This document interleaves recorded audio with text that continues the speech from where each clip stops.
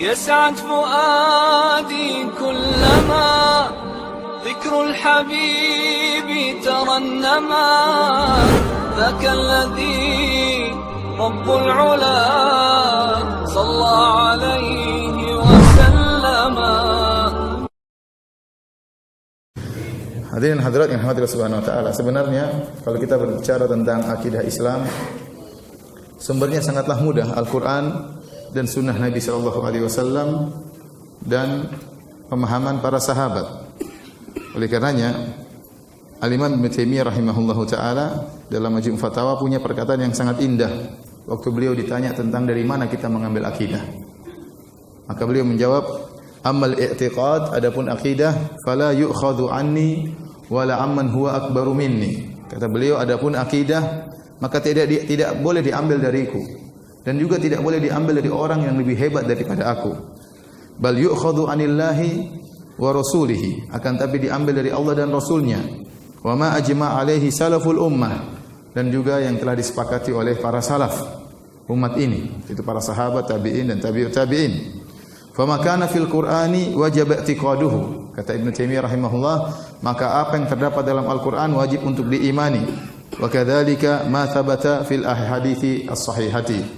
Demikian juga perkara-perkara yang telah valid, telah sahih yang datang dalam hadis-hadis Nabi sallallahu alaihi wasallam yang sahihah. Hadirin hadirat yang dirahmati Allah Subhanahu wa taala, ini penjelasan yang sangat luar biasa dari Syekhul Islam Ibnu Taimiyah, bahwasanya akidah bukan hak kita. Yang berhak berbicara tentang Allah Subhanahu wa taala adalah Allah sendiri. Kemudian melalui lisan Rasulullah sallallahu alaihi wasallam, yang lebih paham tentang Allah Subhanahu wa taala Allah sendiri. Kemudian melalui lisan Rasulullah sallallahu alaihi wasallam dan murid-murid Nabi, para sahabat dan juga tabi'in dan tabi'ut tabi'in. Ya. Karenanya secara mudah akidah Islam diambil Al-Qur'an dan Sunnah. Kita disuruh untuk mengambil Al-Qur'an dan Sunnah. Wa ma ikhtalaftum fihi min syai' fa hukmuhu ila Allah. Perkara apa saja yang kalian perselisihkan maka hukumnya kembali kepada Allah Subhanahu wa taala. Ya. Atiiullah wa atiiur Rasul, taatlah kepada Allah dan taatlah kepada Rasulullah sallallahu alaihi wasallam. Fa in tanaza'tum fi syai'in farudduhu ila Allahi war Rasul in kuntum tu'minuna billahi wal yawmil akhir. Kalau kalian berselisih tentang sesuatu, kembalikanlah kepada Allah dan Rasulnya jika kalian beriman kepada Allah dan kepada hari akhirat. Semua yang di luar daripada Al-Qur'an dan Sunnah, maka itu bukan akidah kita. Itu bukan akidah kita. Allah tidak membebani kita untuk meyakini hal-hal yang di luar daripada Al-Quran dan Sunnah. Saya ulangi, Allah tidak membebani kita untuk meyakini hal-hal yang di luar daripada Al-Quran dan Sunnah. Oleh karenanya tatkala Nabi Yusuf alaihissalam mendakwahi dua temannya yang di penjara, ya, beliau berkata, ya sahibai sijini a'arbabun mutafarriquna khairun amillahul wahidul qahhar ma ta'buduna min dunihi illa asma'an sammaitumuha antum wa aba'ukum ma anzalallahu biha min sultan. Kata Nabi Yusuf alaihissalam, wahai dua temanku yang ada di penjara, wahai dua penghuni penjara, ya, apakah sembahan-sembahan yang beraneka ragam yang kalian sembah itu lebih baik ataukah Allah yang Maha Esa dan Maha Kuasa? Ma ta'buduna min dunihi, tidaklah yang kalian sembah selain Allah, kalian dan nenek moyang kalian, illa asma'an sammaitumuha antum wa aba'ukum, kecuali hanyalah sekedar nama-nama yang kalian namakan dan nenek moyang kalian namakan ini sebagai Tuhan. Kemudian kata Nabi Yusuf, ma anzalallahu biha min sultan, Allah tidak pernah menurunkan dalilnya. Jadi apa yang tersebar di masyarakat, keyakinan-keyakinan tersebar di masyarakat, tinggal tanya dalilnya ada atau tidak, Al-Qur'annya ada atau tidak. Mudah akidah Islam. Ya. Dalilnya ada atau tidak, Al-Quran ada atau tidak, Sunnah ada atau tidak. Kalau tidak ada, tidak perlu diyakini. Tidak perlu diyakini. Karena kalau akidah ini bebas, bisa dibuat oleh siapa saja, maka buat apa? Al-Quran dan Sunnah berbicara. Setiap orang boleh membuat keyakinan. Setiap orang boleh berkreasi tentang suatu keyakinan. Maka cukup firman Allah, ma anzalallahu biha min sultan. Ini tidak pernah diturunkan oleh Allah Subhanahu wa taala. Kalau tidak ada dalilnya, tidak boleh kita yakini. Tidak boleh kita yakini. Dan banyak di masyarakat kita, sebagai contoh sederhana, keyakinan-keyakinan yang aneh. Seperti meyakini angka 13, angka sial. Ini dari mana seperti ini? Saya pergi ke hotel-hotel, tidak ada lantai 13. Benar. Naik pesawat, tidak ada kursi nomor berapa? 13. Dari mana? Dari mana? Siapa yang bikin angka 13, angka sial? Dari mana datangnya? Ternyata diadopsi dari orang-orang barat, orang kafir, penghuni neraka jahanam. Diambil akidahnya dari penghuni neraka jahanam. Bagaimana? Ya. Bagaimana angka 13 bisa menjadi angka yang yang sial. Apa bedanya 13 dengan 12? Bedanya 13 dengan 14. 13 tinggal tambah 1 jadi 14. Bedanya antara 13 dengan 14 sama seperti 11 12. Kenapa harus dijadikan sebagai angka sial? Jadi kalau di Arab Saudi alhamdulillah lantai apa? 13 ya. Subhanallah, orang berkeyakinan angka 13 angka sial itu benar-benar mengakar. Banyak orang meyakini karena hal tersebut. Terus bagaimana kalau orang punya anak banyak? Bolehkah dia punya anak nomor 13? Ustaz, ada caranya. Langsung anak 12 langsung anak nomor 14. Lalu gimana caranya? Gimana caranya langsung nomor 14? Karena kalau anak nomor 13 anak sial. Ini enggak benar. Dari mana ada ini?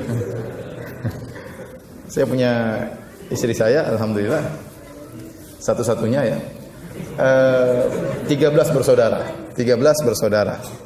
satu meninggal, ya. Dan yang bungsu anak nomor 13, anak sial bukan ini. Yang terakhir nomor 13. Alhamdulillah belajar di Madinah, alhamdulillah hafal Quran, ya. Ya, dibilang anak sial, ya. Oleh karenanya banyak hal yang aneh-aneh yang tiba-tiba muncul di masyarakat. Saya baru kemarin pergi ke suatu kota di tanah air kita. Tiba-tiba saya diceritakan tentang suatu fenomena yang sangat aneh. Tentang suatu tempat, di situ ada namanya batu Quran.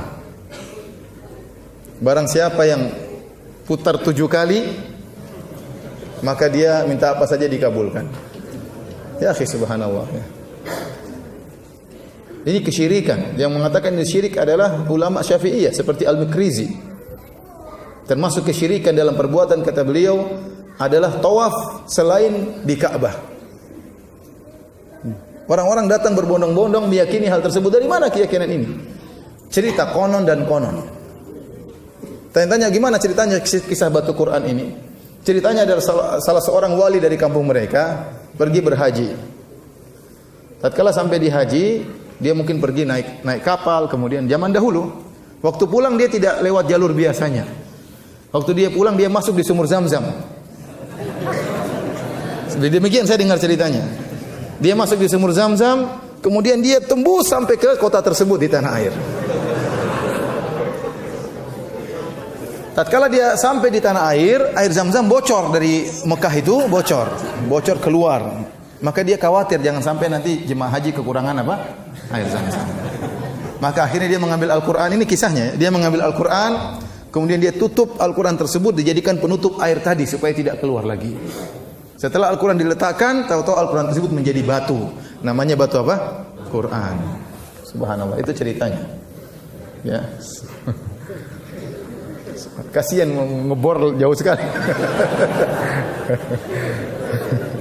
Sampai sekarang saja pemerintah Arab Saudi belum ngebor dari Mekah sampai ke Madinah. Sampai sekarang masih diambil air secara manual. Antum kalau pergi ke hajian atau umrah, antum bisa turun di tempat parkir nomor 5. Ya. Di situ antum melihat banyak trek-trek seperti trek-trek minyak Pertamina itu ya. Itu ngedrop air dari Mekah sampai ke Madinah. Belum dibuat, atau kita perlu kasih tahu pemerintah Arab Saudi sudah ada bor sampai ke tanah air. Ya. Luar biasa. Tapi masyarakat menerima dengan mudahnya. Ya. Menerima. Ya akhi, subhanallah. Ini dari mana seperti ini? Ya. Kemudian kalau kita telusuri cerita tersebut, sekarang kita bilang cerita itu pasti tidak benar. Pasti tidak benar. Bagaimana kemudian orang ini menjadikan Al-Quran sebagai tutup air? Enggak kurang ajar seperti ini. Ya, Al-Quran jadikan, kan ada batu yang, kenapa Al-Quran jadi tutup apa? Tutup air. Kemudian Al-Quran tersebut berubah jadi batu, menjadi benda yang lebih hina. Al-Quran mulia atau tidak? Kenapa dirubah jadi batu? Dikutukkah oleh Allah jadi batu? Al-Quran berubah jadi batu. Kemudian sebagian orang tawaf tersebut di situ pakai celana kolor saja, apa enggak kurang ajar? Tawaf di Al-Quran pakai celana kolor. Jadi kalau sudah sesat ditumpuk dengan kesesatan-kesesatan yang lain. Ini yakini oleh masyarakat, datang ramai-ramai berbondong-bondong antri. Dari mana akidah seperti ini? Dan tidak ada orang berani mengingkari. Saya pun belum berani kalau ke sana mengingkari. Subhanallah, kasihan masyarakat. Harusnya ulama-ulama di sana berbicara, harusnya. Ya, harusnya ini kewajiban bagi mereka. Ya, kewajiban bagi mereka untuk mengingatkan. Ya, jadi Kalau kita mau telusuri keyakinan yang tersebar di masyarakat sangat banyak dan tidak ada dalilnya dari Al-Quran maupun Sunnah Nabi Sallallahu Alaihi Wasallam. Sebelumnya saya pernah pergi juga di suatu kota di tempat yang lain di Jawa juga. Ada 3 gentong besar di suatu masjid besar terkenal, orang datang ramai-ramai sana. 3 gentong besar ini sekitar belasan tahun yang lalu saya ke sana. Ada 3 gentong besar, anak-anak datang kemudian diusap-usap dari air tersebut. Ya, air mungkin gentongnya sudah berlumut dan macam-macamnya. Saya tanya kenapa begitu? Katanya ada sambung ke sumur Zam-Zam. Subhanallah. Ini proyek luar biasa, triliunan ini. Antum bayangkan bikin lobang dari Jawa ke Mekah itu apa enggak triliunan itu? Bisa habis apa namanya? Anggaran negara. Baik, hadirin dan hadirat yang dirahmati Allah Subhanahu wa taala. Jadi yang berhak berbicara tentang akidah adalah Allah dan Rasulnya.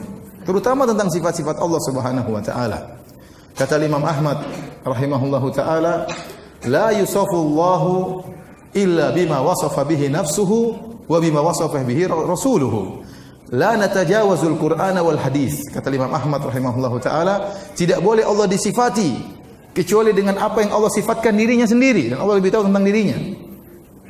Atau yang disifatkan oleh Rasulnya.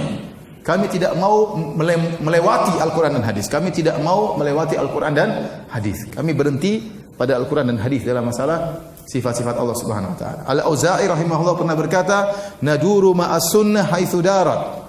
Kami bergulir bersama sunnah di mana sunnah tersebut bergulir. Ya. Kalau sunnah menunjukkan demikian, maka kita yakini tidak perlu kita ingkari dengan akal kita atau dengan yang lainnya. Hadirin hadirat yang dirahmati oleh Allah Subhanahu wa taala. Oleh karenanya Rasulullah SAW mengajarkan akidah kepada para sahabat dengan berbagai macam strata kemampuan mereka. Yang didakwahi oleh Nabi banyak. Makanya waktu Haji Wada Rasulullah SAW berbicara di hadapan puluhan ribu sahabat. Ada sahabat Muhajirin, ada sahabat kaum Ansor, ada yang baru-baru masuk Islam, ada Arab-Arab Badui yang kurang begitu paham dan macam-macam. Ya. Arab Badui, tingkatan pemahaman mereka bertingkat-tingkat. Tapi di hadapan mereka Rasulullah SAW berkata, ya, apakah aku telah menyampaikan risalah Allah? Maka para sahabat berkata, nashhadu annaka qad ballaghta risalah. Kami bersaksi bahwasanya engkau telah menyampaikan risalah Allah Subhanahu wa taala, wa nasahtal ummah. Engkau telah menasihati umat. Maka kemudian kata Rasulullah SAW, Allahumma syhad. Allahumma fashhad. Ya Allah, saksikanlah. Rasulullah SAW tunjuk. Ya Allah di mana? Di atas. Yang lihat ini berbagai macam model manusia. Oleh karena ada sebagian ulama ya,